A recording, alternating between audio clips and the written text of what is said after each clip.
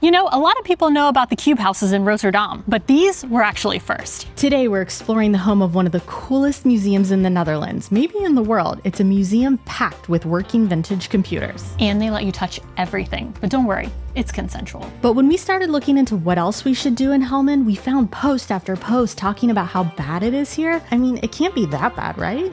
Plus, we're fixing a mistake that's haunted us for months, trying 2 dishes that we forgot in our Chinese-Indonesian food video at a very highly rated Chinese-Indonesian restaurant. This is amazing. I should always take recommendations from our viewers. So is Helmond really that bad? I guess we're gonna find out.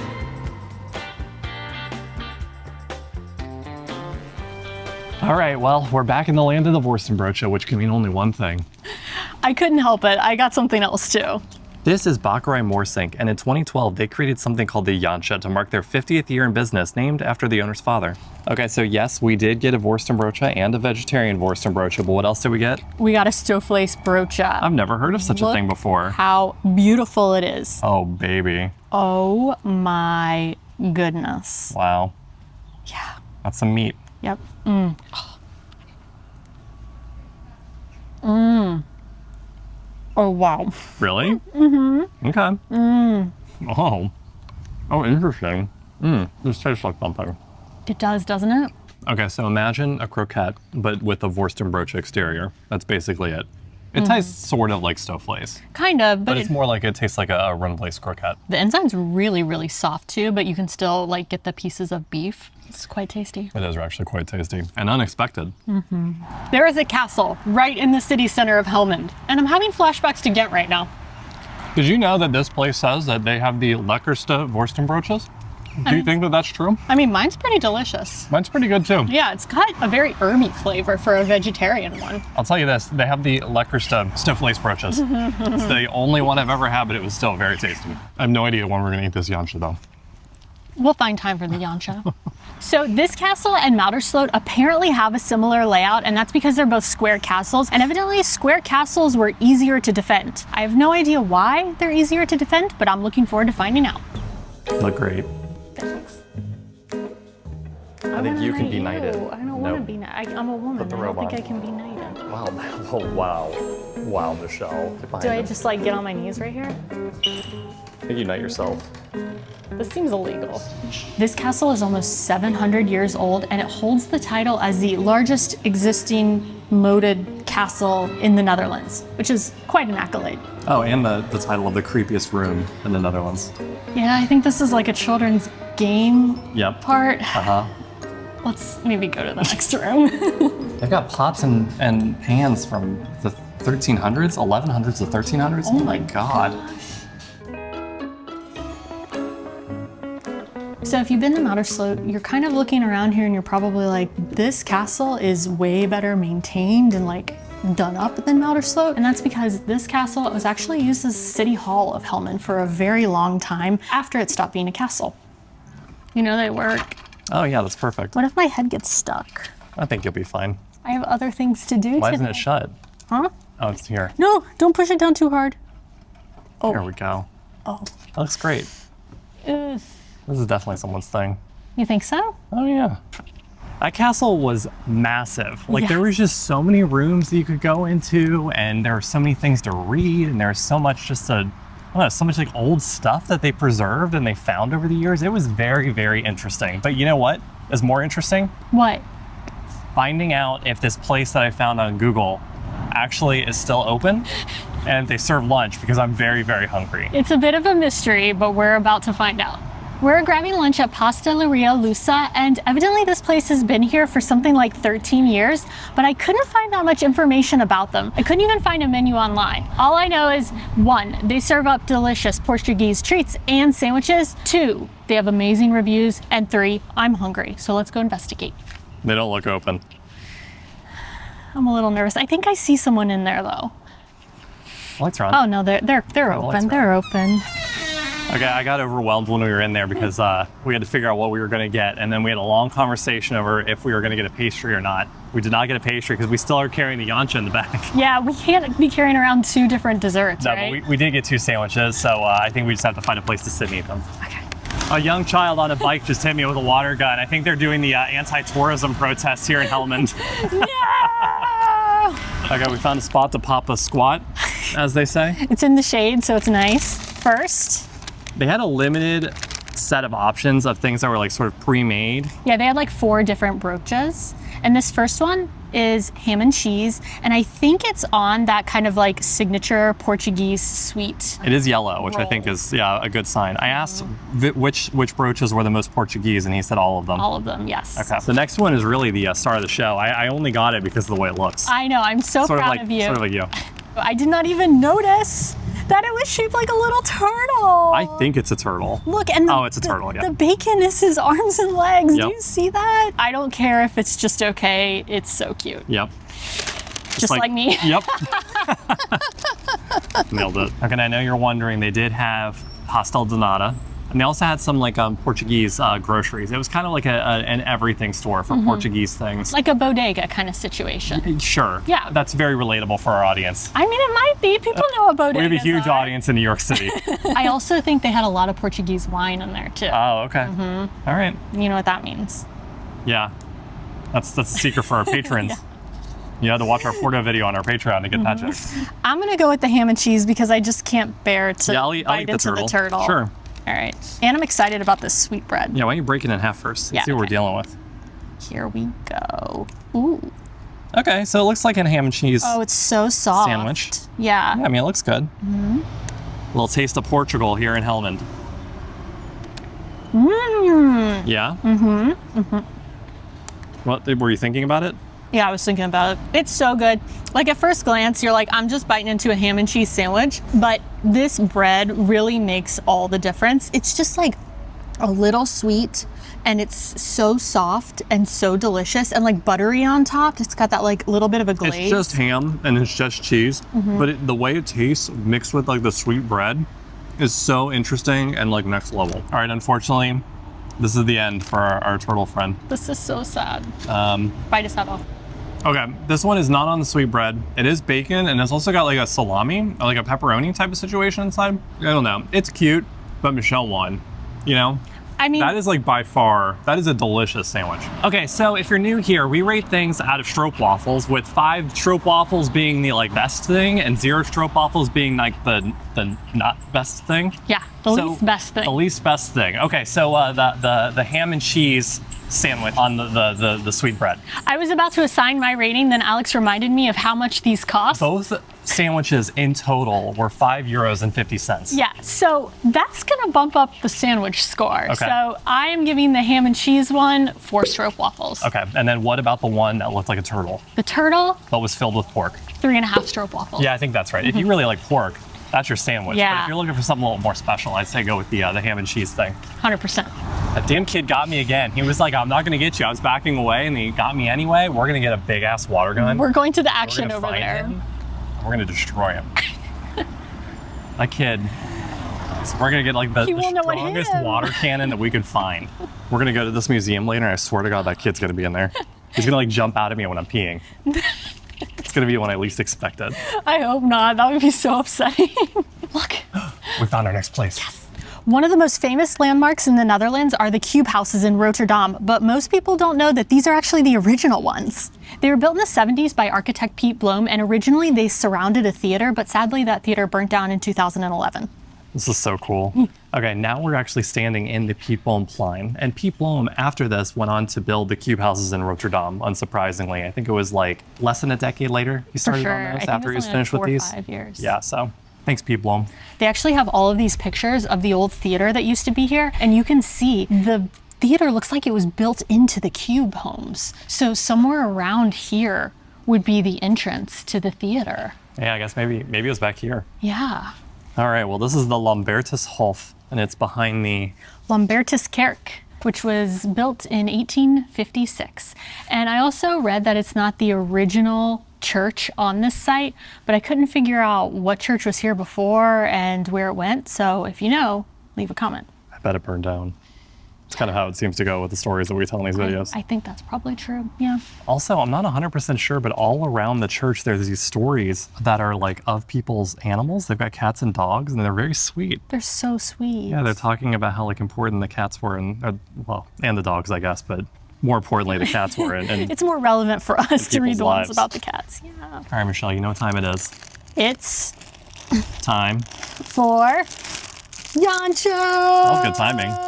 Look at that. Yeah, we're gonna gnaw on it like monsters. Yeah, we've come to this place that's like a little bit secluded. There aren't a lot of people around except for this person who's walking up right now. So we can eat this with no shame. With minimal judgment. Yeah, minimal judgment. The Jantje, from what I've read, is a currant bun, or to me, this looks bigger than a bun, right? And it's filled with almond paste and speculoos. So it sounds extremely decadent. I mean, it could be a bun for someone. A bun for a giant. A bun for a giant. This is perfect timing, just as someone walked by. Okay, there's nothing in the center of this. However, I have gotten to the bottom of it. The bottom of the information. The bottom of the information, not to the... Anyway, the bottom of the bun is speculoos cookie. There is a thin layer of almond paste separating the cookie from the bun on top that contains currants. And this combination is quite delectable. The Jantje is going to be coming home with us tonight. Yeah. I mean, this thing will like pop in the microwave for like 10 seconds. Hell yeah. Maybe less. It's so good. I love the combination of like the bread roll and this like cookie bottom. Yeah, they're doing it right over there. Yeah, you want to show us your cookie bottom? Oh, yeah, hang on a second. Okay.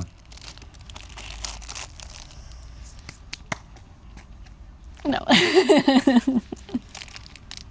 What's cookie about it?